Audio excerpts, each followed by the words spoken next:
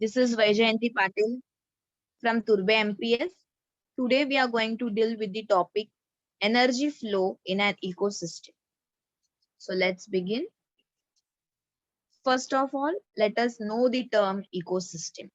What is an ecosystem? It is a community of living organisms interacting with each other and their non-living environment. Okay. So living organisms that interact with each other as well as the non-living components present in the environment comprises an ecosystem. When we talk about the examples of ecosystem, see, forest is one ecosystem where the organisms living in the forest, they interact with each other as well as the non-living components present in the forest. Similarly, we have aquatic ecosystems like oceans, seas, rivers, lakes, ponds, wells.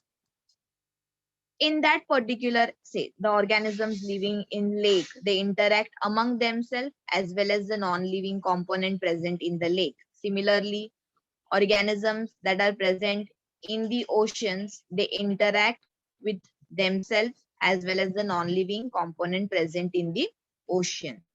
Okay, so all the setup in which the living component interacts with each other as well as with the non-living component comprises an ecosystem. There are two major components of ecosystem. They are biotic component. Bio means living.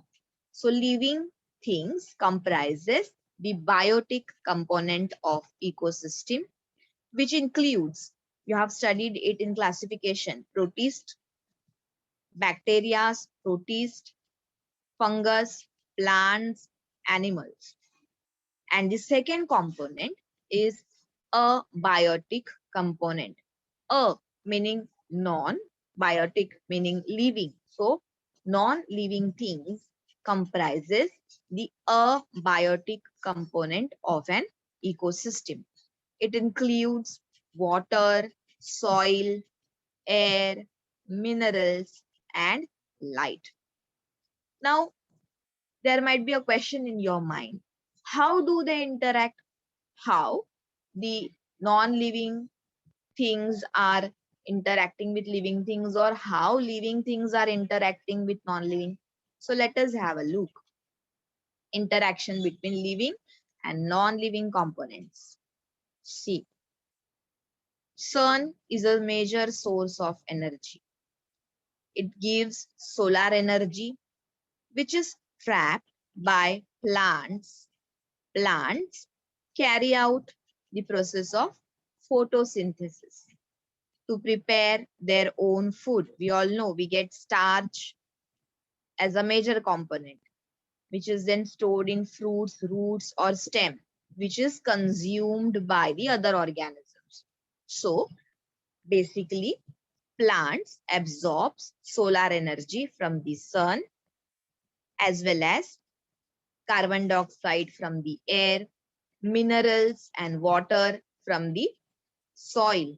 This is how the living organism is interacting with the non-living component. Plant derives the nourishment from the non-living component by the process of photosynthesis.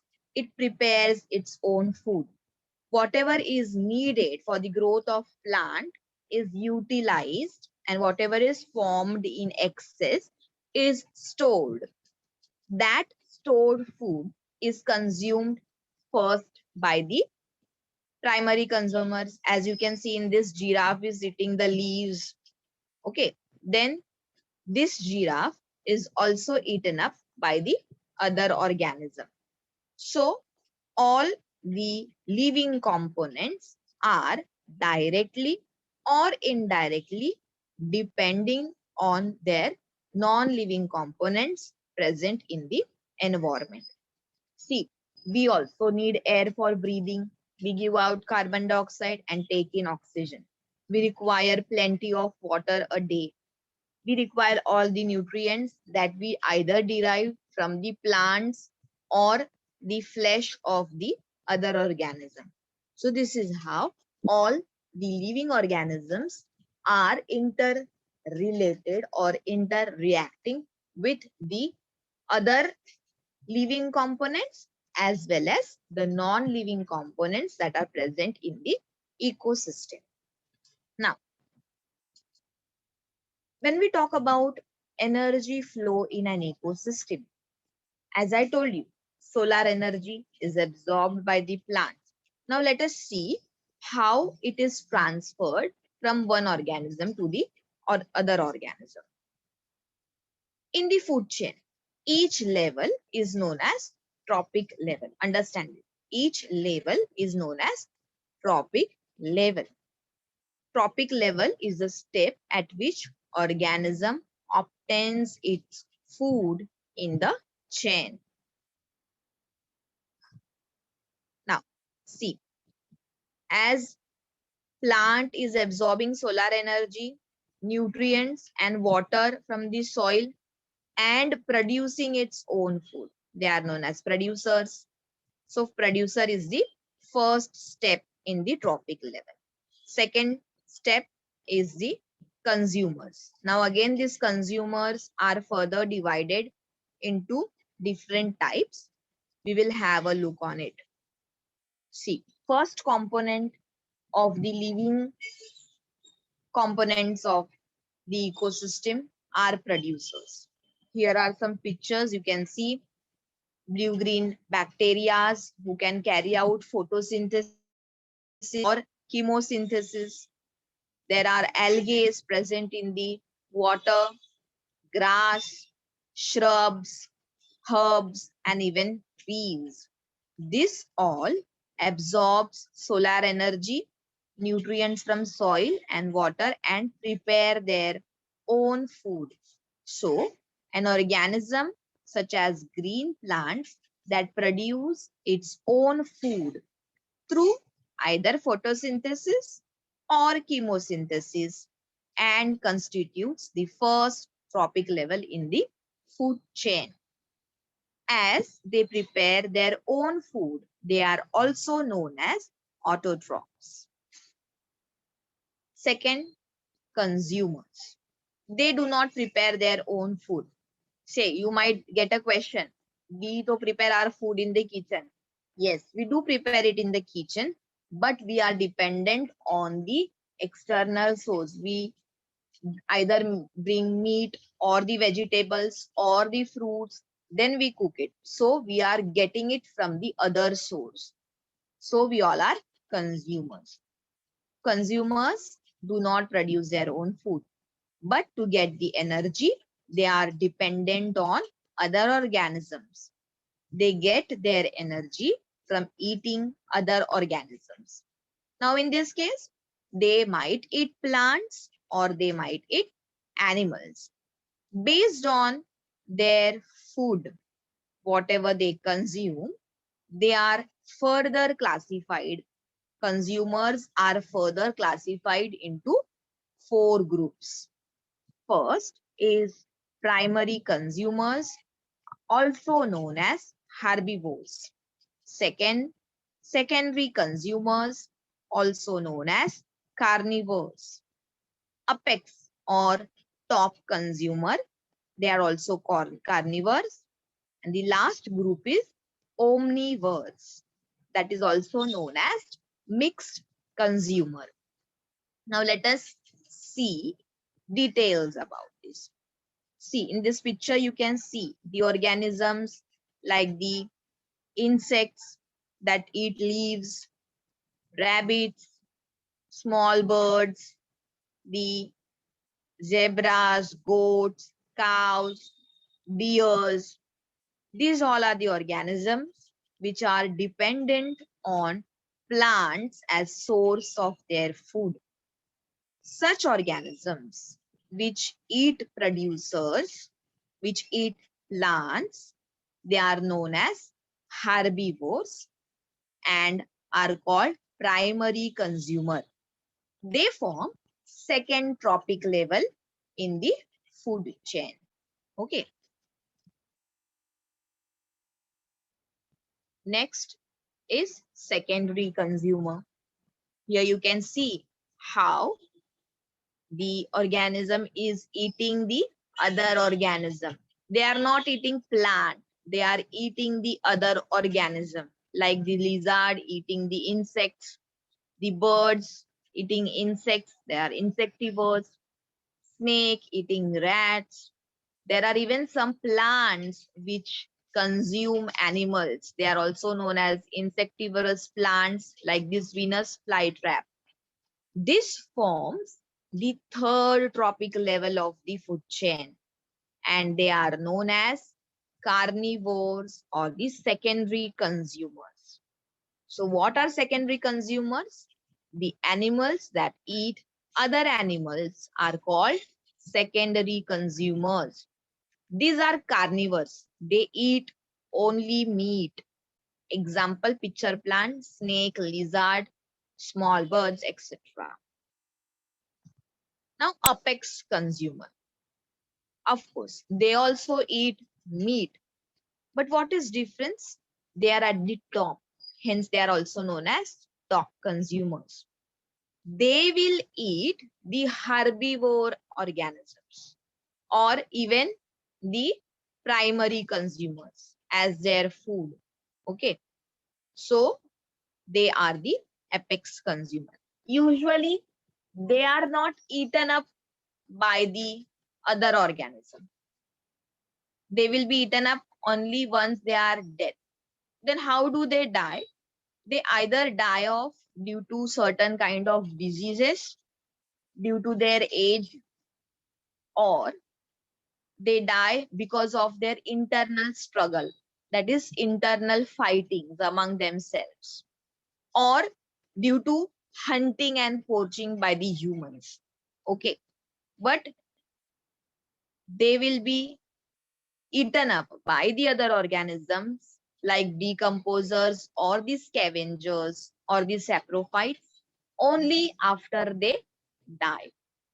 Hence, they form apex or top consumer level. They are also known as tertiary consumer. Tertiary consumer is an animal that obtains its nutrition by eating primary consumer and secondary consumer. Okay. Even if they do not get secondary consumers, they can eat the primary consumer, that is herbivores also.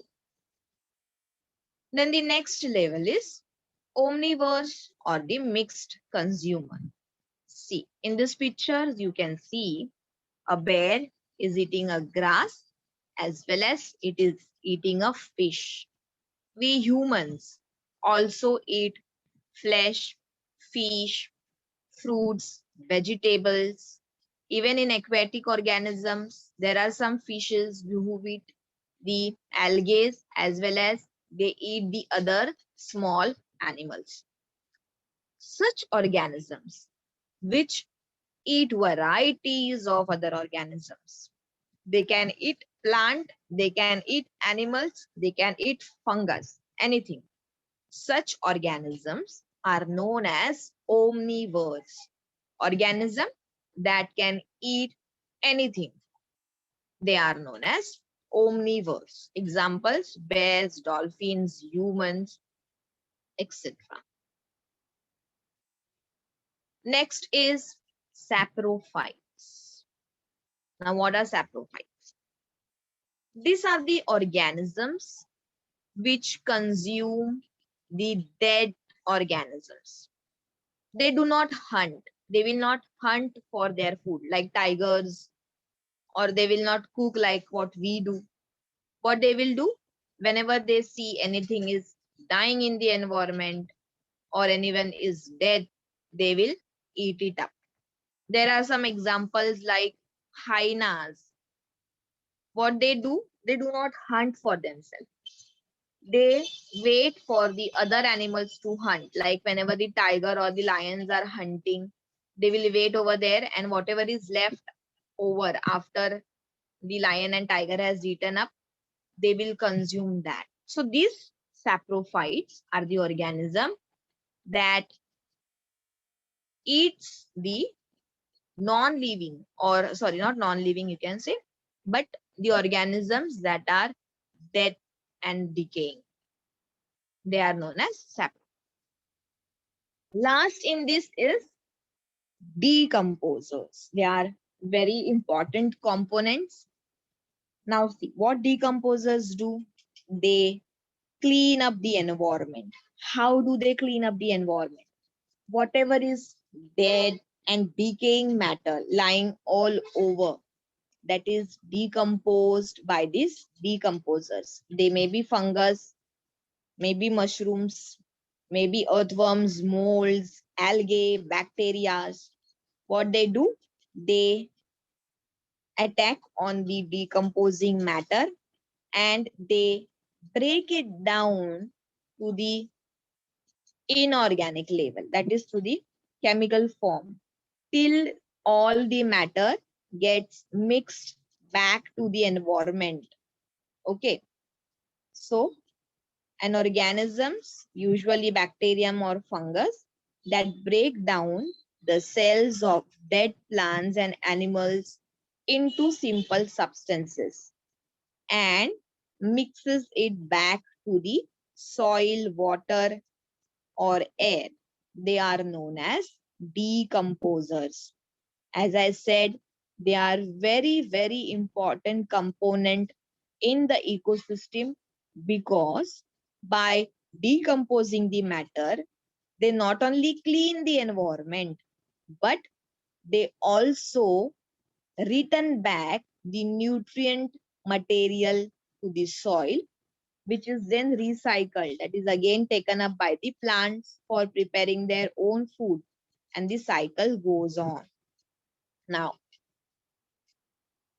the next concept in this topic is food chain. What is a food chain? It is a definite sequence in the interaction of organism at each trophic level. Let us see this. See, solar energy is trapped by the green plants. Plants are eaten up by the insects. Insects are eaten up by the frog or the lizards. Those in turn are consumed by snakes. Snakes are in turn consumed by the eagle or the hawks. And after the death of this apex consumer, it is eaten up by the decomposers. That is, after the death, they are decomposed and the nutrients are returned back to the soil or the water or air, that is to the non-living component. So you can see there is a proper sequence. Producers, primary consumer, secondary consumer, secondary consumer, saprophytes, and the decomposers. So this sequence, a definite sequence of the organism, is known as food chain. Now see, if you can observe over here also. See, carrots are eaten up by rabbits. Rabbits are eaten up by fox or even eaten up by lions.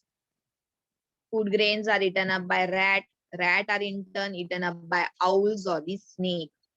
You can see a proper sequence. Producers, primary consumer, secondary consumer. Producer, primary consumer, secondary consumer, top level or the apex consumer. So it is going in a proper chain.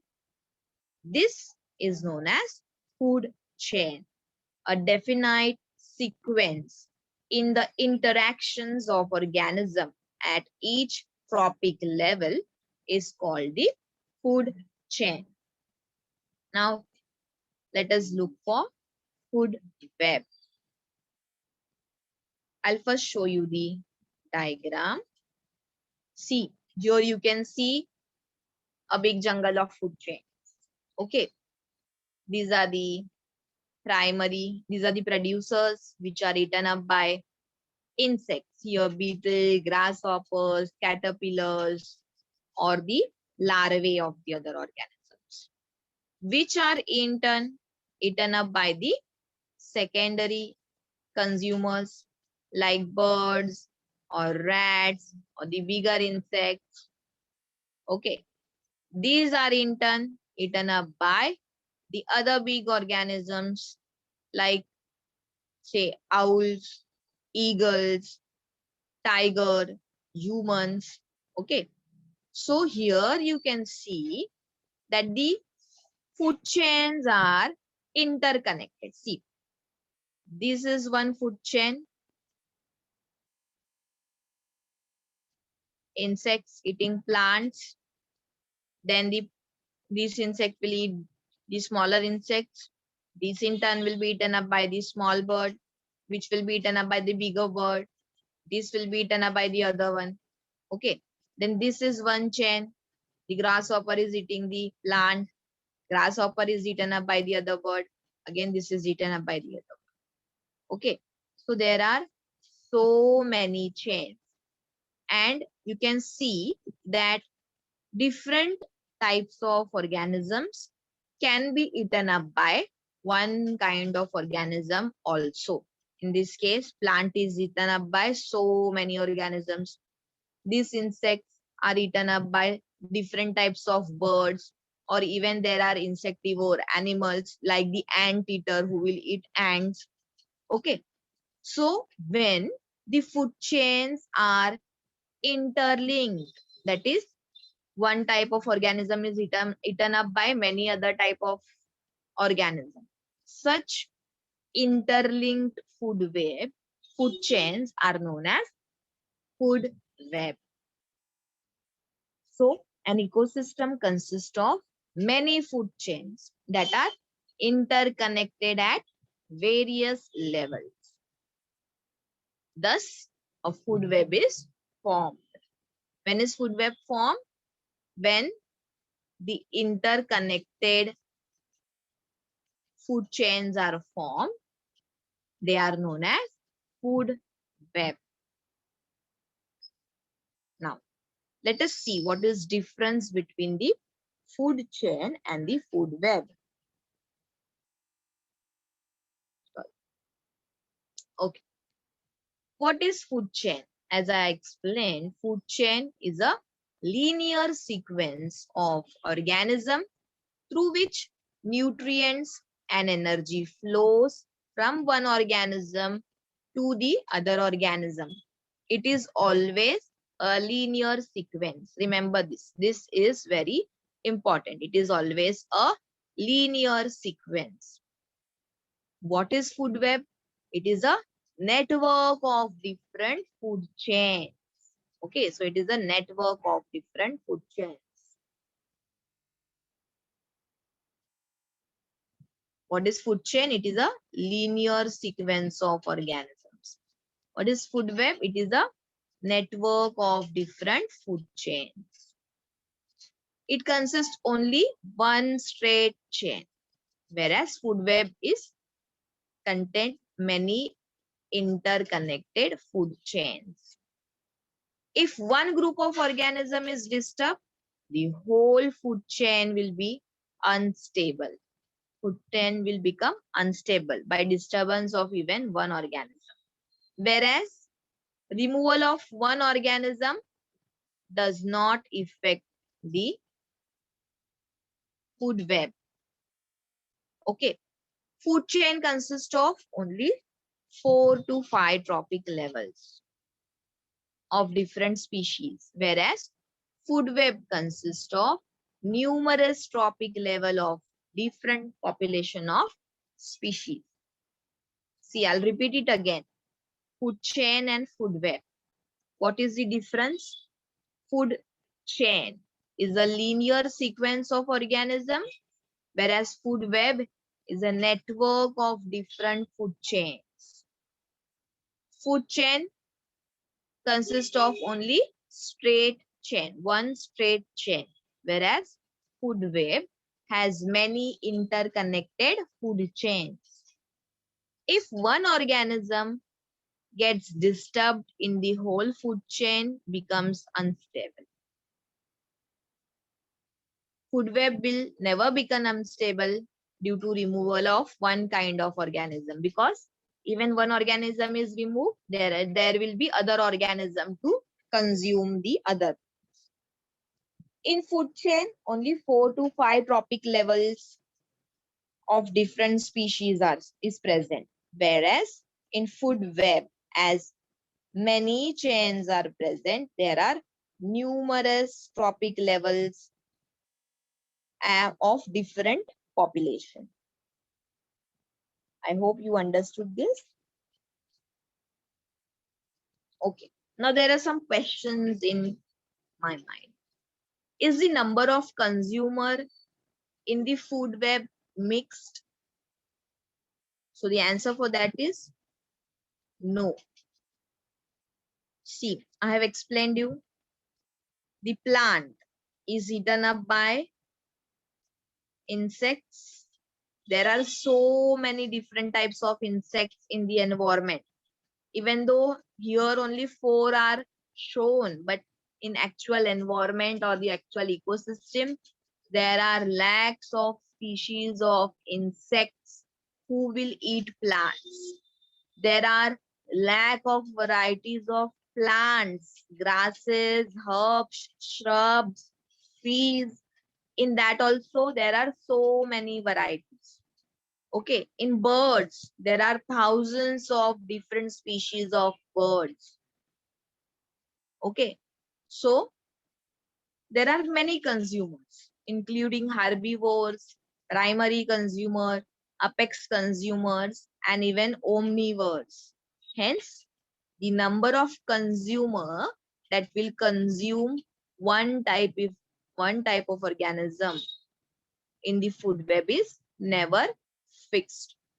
See, student, you can take screenshots of this so that you can write the answers in your books. Okay. The next question that comes to mind is, what will be the effect on an ecosystem if only one type of organism in it forms the food for several different consumers in that ecosystem? See, just give you one example. What if you would have to eat only dal chawal every day throughout your life? Throughout your life, you have to eat only one single variety. See, it will be so boring. Okay, many people, very few people like to do that, but most of us enjoy varieties of food. Even the nutrients that we derive, all the nutrients are not present in only one type of organism. So we consume different varieties of fruits or vegetables or the grains so that we get the balanced nutrients. So if only one form of organisms forms a food, it will be difficult for all. It will be boring. Apart from boring, most important in the ecosystem will be, there will be a lot of struggle within the organisms. Imagine if there is only grass, the goats are eating grass, the deers are eating grass, elephant, giraffe, tigers, lions, humans, all are eating grass. There is such a huge population of all the organisms, and if all these feeds only on the grass, within few days, the entire grass on the planet will vanish. If it vanish, what will happen? After few days, the organisms will not get any food because even the grass will need time to grow up. So after a few days, the organisms will not get food. So there will be a big struggle among the organisms to get the food. Okay, so the strongest one will not allow the weaker organisms to eat the food. So there will be fighting among themselves. They will be killing each other.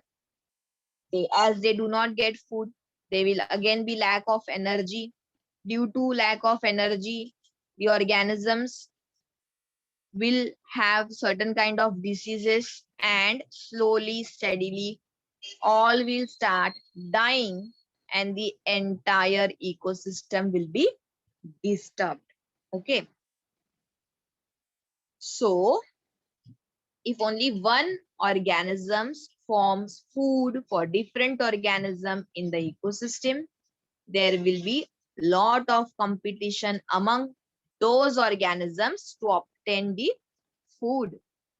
If there is only one type of producer for this large number of consumers, the number of producer organism will decrease considerably, which will lead to extinction of all other consumers. See, as of now, due to deforestation, the forest areas are vanishing, which causes loss of habitat for many organisms. And we all know that there are many species of plants or the animals which are extinct from, they are not present, they are lost from the environment. And if this continues, there will be lot many organisms which will go to extinction. Okay, so that will be a bigger problem for the environment. Even everything in ecosystem is interrelated to each other. Even a small fly or mosquito goes extinct, their dependent animals will also vanish from the area. We know there is a proper chain: producers, primary consumers, secondary consumers, apex consumers, and omnivores. If any one of these trophic level get disturbed, the other dependent organisms will also be disturbed, and soon all the species on the in the environment or on the earth will come to the verge of extinction. So it will be a bigger trouble. Why is balance or equilibrium necessary in the food web? Yes, think students, it is essential for favorable environment. For what? For organisms to live, to survive, to thrive, and multiply as expected. See, living of organism and their multiplication is also important, because even if they do not get food, they die. The species comes to extinction if they do not multiply. So for continuation of the species, their multiplication is also important. They get enough food to keep them alive. Ecological balance is important because it leads to continuous existence of the organism. It ensures that no particular species is exploited or overused. As I told you in the last slide, if only grass is present as producers and all organisms feed on the grasses will be overexploited. They will be overloaded, and hence they will extinct. So to ensure that a particular species is not exploited or overused, their balance or equilibrium in the food web is very, very necessary. Okay, now let us recap what we have studied. Student, today we have studied about ecosystem.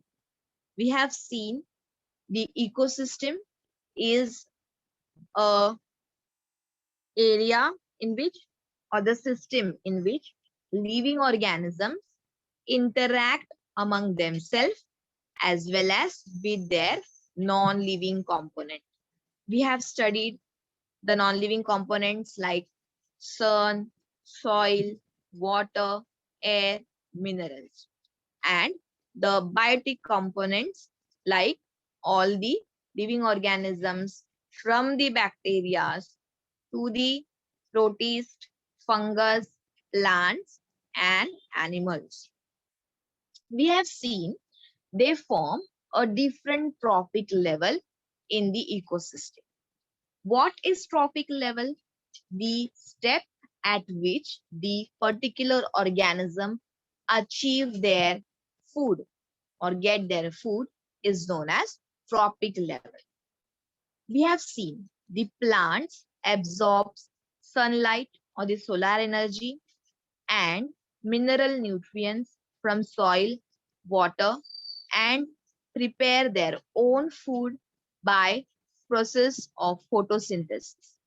There are certain kinds of bacteria which also carry out the production of food by the process of chemosynthesis, that is by help of chemical energy. They are known as autotrophs as they produce their own food. They form the first level of trophic level. They are known as producers. Then we have seen the organisms that feed on the plants or the autotrophs, that are some bacteria they also produce through chemosynthesis. So these are known as primary consumer and they form the second step of the trophic level, the second trophic level. Okay, these are the small insects or the small fishes who feed on the plant or the bacteria which are autotrophs. They are basically, the primary consumers are basically also known as herbivores because they derive their food only from the plant source or the autotroph source. Then we have the secondary consumer level. The secondary consumer will feed on the herbivores. Okay, the secondary consumer feeds on the herbivores animals like insects.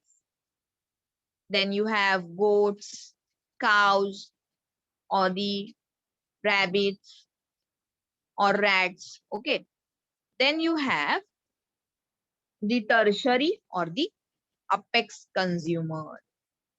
They are usually not eaten up by the other animals, but they can eat all of this. They can eat herbivores as well as the carnivores. They can feed on any of these organisms. Hence, they are always at the top of the consumer level. Okay. Then we have studied about decomposers or saprophytes. What do they do? They are usually present in the soil or in the air.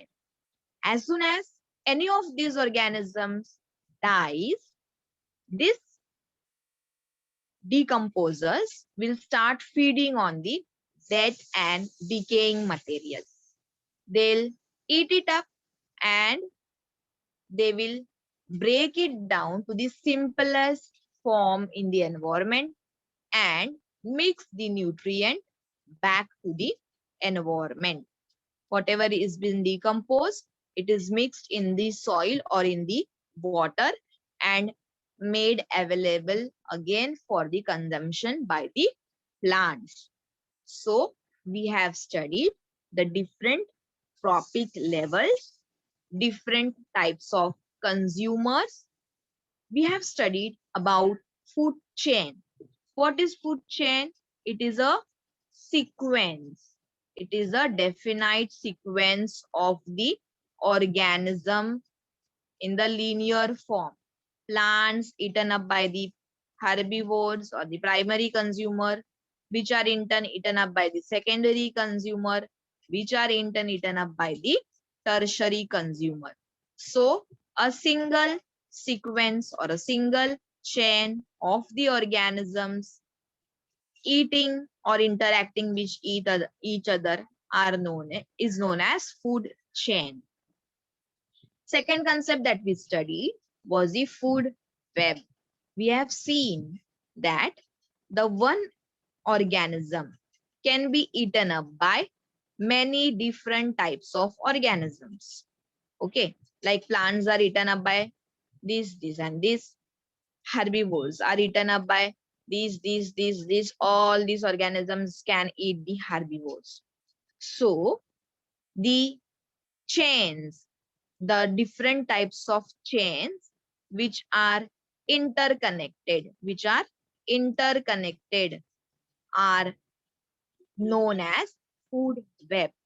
The interconnected food chains present in the environment are known as food web.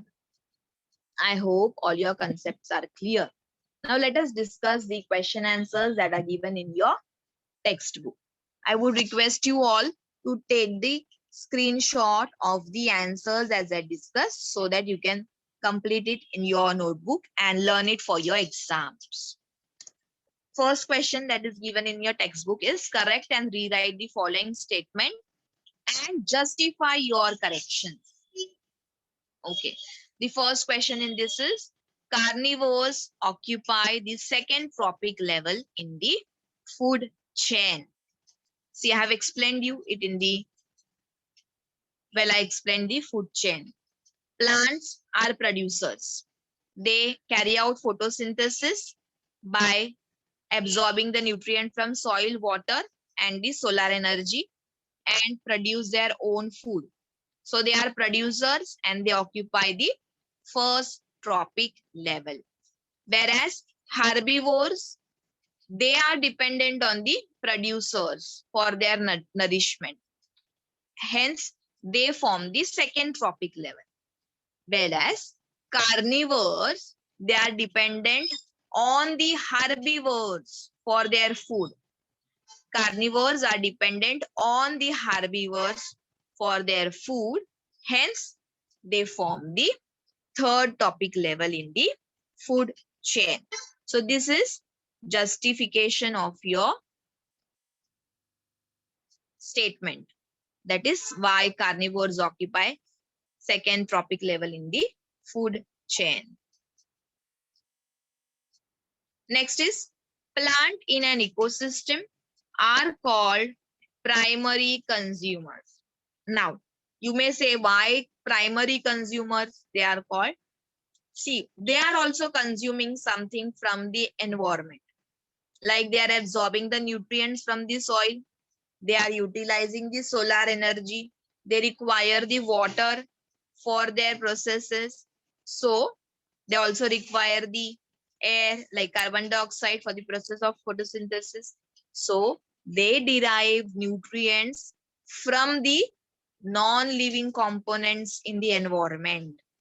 Plants absorb their nourishment from the non-living components of the ecosystem. Hence, they are also called the primary consumers in the ecosystem. So this is the justification. Please take up the screenshots so that you can learn these answers. Now, explain in detail the interrelation between the food chain and the food web. When I talk the difference between, I have shown you how the food web and food chain are interrelated. What is food web? A food web is interconnections of the food chain. Food chain is a linear pathway through which nutritional energy flows. In a food chain, the primary source is the sun. The producers make the food, which are in turn consumed by the animals, and it ends with the top predators. For example, grass carry out photosynthesis. It is eaten up by the grasshopper. Grasshopper is eaten up by the frog. Frog is eaten up by the snake, and snake is eaten up by the eagle. Such linear networks, many of such linear networks or the chain are linked in a food web. So food web is a series of organisms related by consumer resources and predator-prey interactions. Hence, we can say that there is interrelationship between food chain and the food web. Okay, I'll just explain it again. What is food web? It is interconnections of the food chain. What is food chain? Food chain is a linear pathway through which nutritional energy flows. For example, grass carry out photosynthesis by using up mineral nutrients and solar energy. It is eaten up by the grasshopper. Grasshopper is eaten up by the frog. Frog is eaten up by the snake. Snake is eaten up by the eagle. And many such linear network of chains are interlinked in a food web. They are related with each other for consumer resource and predator-prey interactions. Hence, we can say that there is interrelationship between food chain and the food web.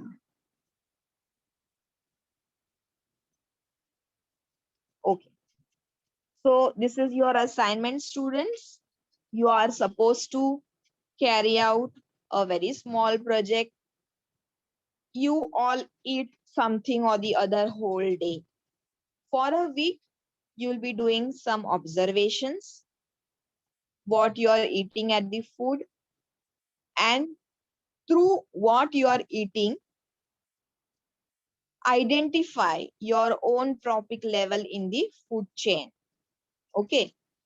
Now see, those who only eat the fruits or the vegetables, they will be herbivores. Whereas those who consume both plants as well as animals, again, in that, what you are eating, are you eating herbivores or are you eating also the carnivores?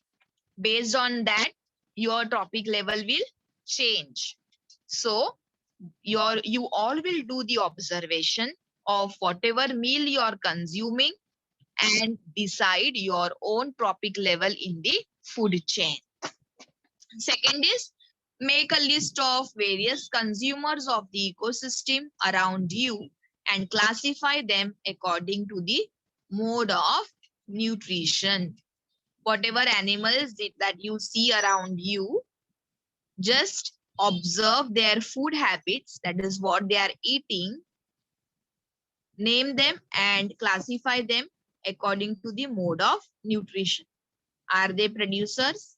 Are they herbivores? Are they carnivores? Or are they omnivores? Or are they decomposers? That is your assignment for the day. Thank you, students, for listening to the lecture.